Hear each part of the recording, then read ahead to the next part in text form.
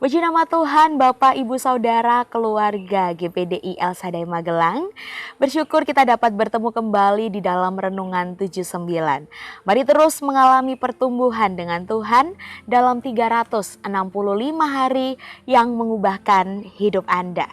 Rise up, bangkit, bergerak, berdampak. Puji nama Tuhan Bapak Ibu Saudara, kita akan kembali bersama-sama menggunakan kesempatan yang sangat baik pada saat ini untuk kita merenungkan kebenaran firman Tuhan. Dan firman Tuhan pada saat ini terdapat di dalam Ayub, pasalnya yang ke-35 di ayat yang ke-6 sampai yang ke-7. Baik, puji nama Tuhan, saya akan membacakan firman Tuhan terlebih dahulu dan Bapak Ibu dapat menyimak di Alkitab masing-masing. Demikianlah kebenaran firman Tuhan. Jikalau engkau berbuat dosa, apa pengaruhnya terhadap Allah? Dan jikalau pelanggaranmu banyak, apa yang kau lakukan terhadapnya? Jikalau engkau benar, apakah yang kau berikan kepadanya? Atau apakah yang diterimanya dari tanganmu? Baik, puji nama Tuhan Bapak Ibu Saudara. Renungan pada saat ini saya ingin memberikan judul yaitu Melihat Diri. Dan di sini diceritakan bagaimana ada seorang pribadi yaitu bernama Elihu.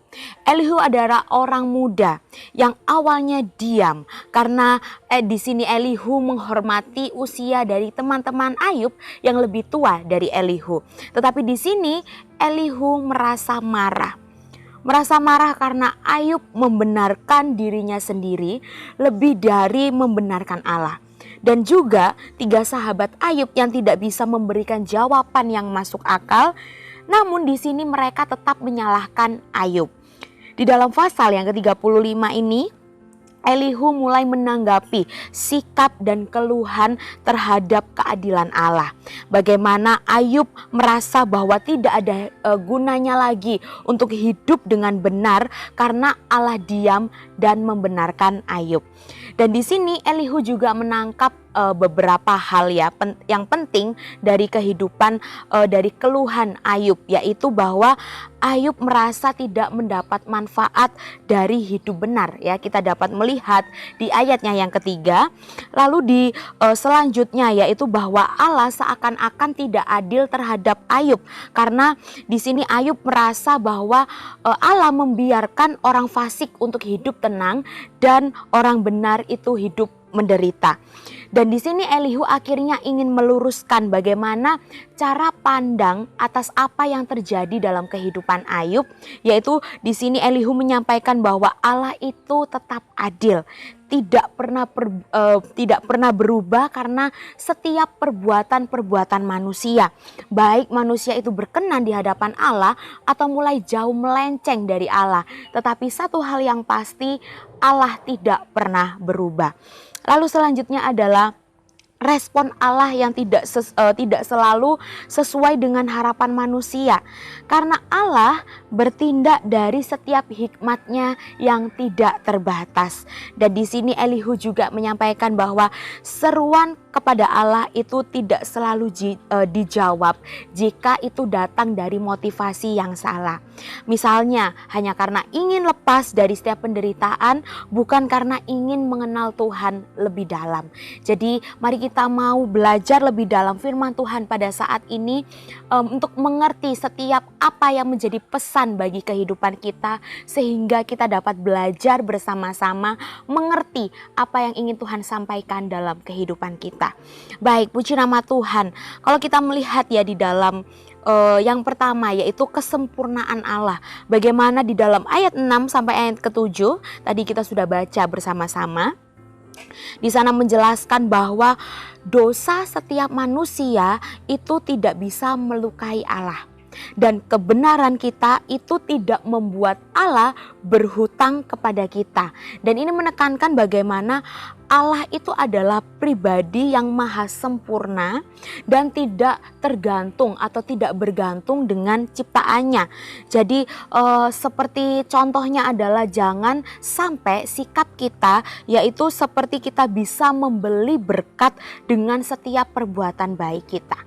Apabila kita dapat mempunyai pemikiran, pola pikir bahwa kita dapat membeli berkat dengan setiap perbuatan baik kita, maka apapun ya, setiap yang kita lakukan, jika itu tidak berkenan di hadapan Allah, jika perbuatan-perbuatan baik itu tidak sesuai dengan kebenaran firman Tuhan, maka itu juga sama saja sia-sia. Karena firman Tuhan mengajarkan kita harus hidup benar, kita harus hidup sesuai dengan pola firman Tuhan. Dan jangan pernah merasa frustasi saat merasa perbuatan benar kita itu tidak menghasilkan balasan atau tidak menghasilkan sesuatu yang menguntungkan kita. Ingat Bapak Ibu yang diberkati oleh Tuhan, Tuhan itu selalu melihat setiap kedalaman hati kita, setiap ketulusan kita.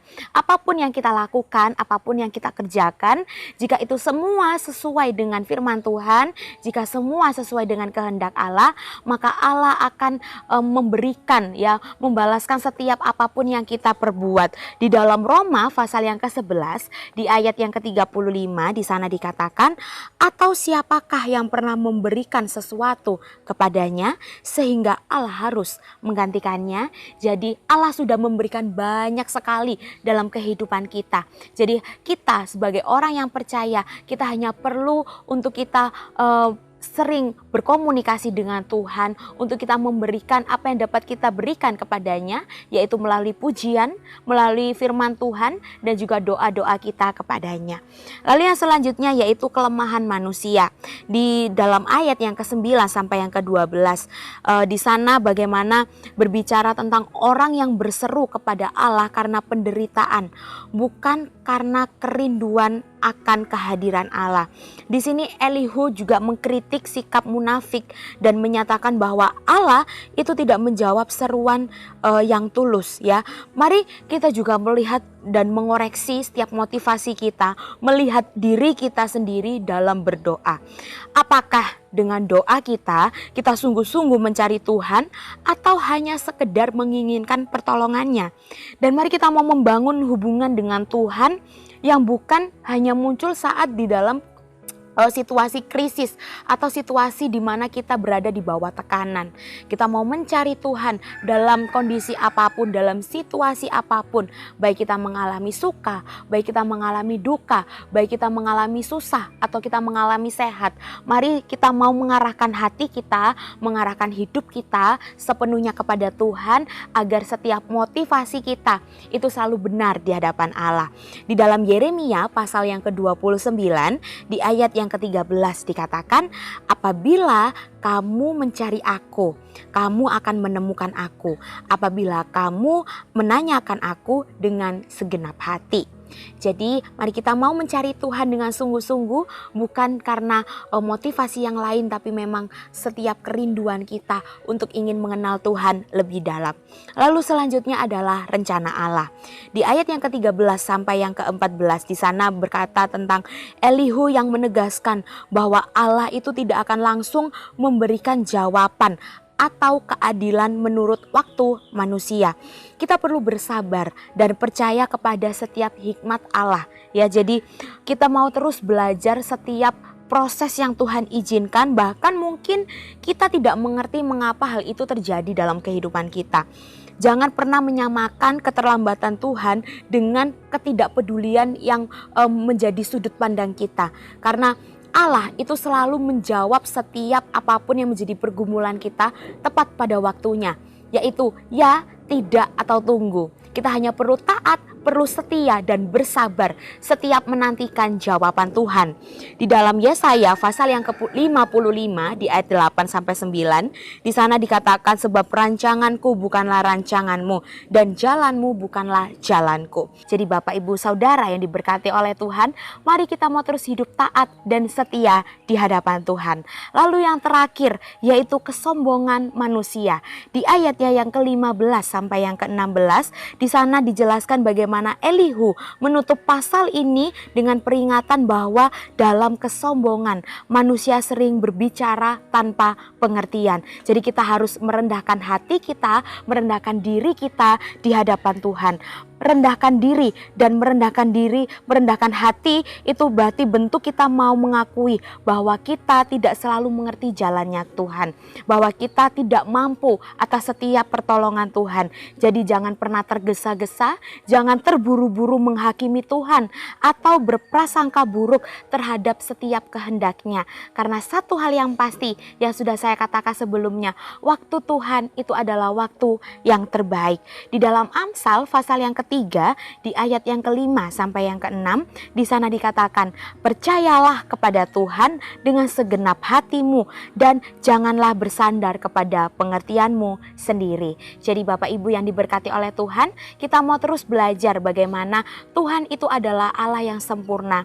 Dia Allah yang selalu memperlengkapi, menyempurnakan setiap umat-umatnya yang lemah, umat-umatnya yang tidak sempurna. Jadi kita mau terus belajar, setiap rencana Allah itu adalah rencana yang terbaik. Dengan kita merendahkan hidup kita, merendahkan hati kita di hadapannya, Tuhan akan terus menolong setiap kehidupan kita.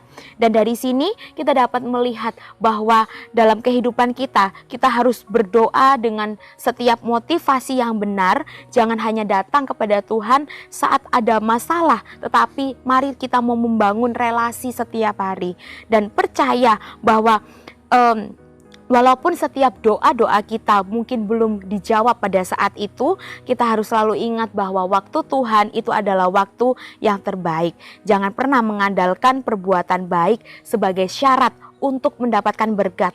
Karena mari kita mau melakukan kebenaran karena kasih kepada Tuhan, bukan karena menginginkan imbalan. Dan kita mau merendahkan hati kita di hadapannya, karena tidak semua penderitaan itu adalah hukuman dan tidak semua kesenangan adalah berkat. Jadi di dalam Ayub pasal yang ke-35 mengajarkan kita untuk mengoreksi motivasi kita, mengenali kebesaran Allah dan tetap setia meskipun di dalam tekanan. Tuhan bukanlah pribadi yang bisa dipengaruhi oleh setiap emosi manusia, tetapi Dia Allah yang peduli dan adil terhadap setiap orang yang sungguh-sungguh mencarinya. Puji nama Tuhan Bapak Ibu yang diberkati oleh Tuhan. Terima kasih telah mengikuti Renungan 79 dan kiranya dapat menjadi berkat bagi kita semua. Dan bagi Bapak, Ibu, Saudara yang ingin didoakan untuk pokok doa tertentu atau menceritakan kesaksian, baik itu kesembuhan atau pemulihan masalah keluarga, dapat disalurkan melalui chat WhatsApp di nomor 081 327 420 088. Puji nama Tuhan, kita akan mengakhiri renungan pada saat ini dengan bersatu di dalam doa. Mari kita berdoa. Terima kasih Bapa, kami sungguh mengucap syukur kepadamu. Firman Tuhan yang kembali mengingatkan kehidupan kami, untuk kami mau terus menjaga motivasi hati kami, untuk kami mau mengandalkan Tuhan dalam kehidupan kami. Apapun yang terjadi dalam kehidupan kami, proses-proses yang Tuhan izinkan, itulah yang menjadi kekuatan bagi kehidupan kami, sehingga kami dapat mengerti setiap visi misi Tuhan dalam kehidupan kami. Roh kebenaran akan memimpin keluarga GPDI El Shaddai Magelang ke dalam seluruh kebenaran dan memberitakan kepada keluarga GPDI El Shaddai Magelang hal-hal yang akan datang.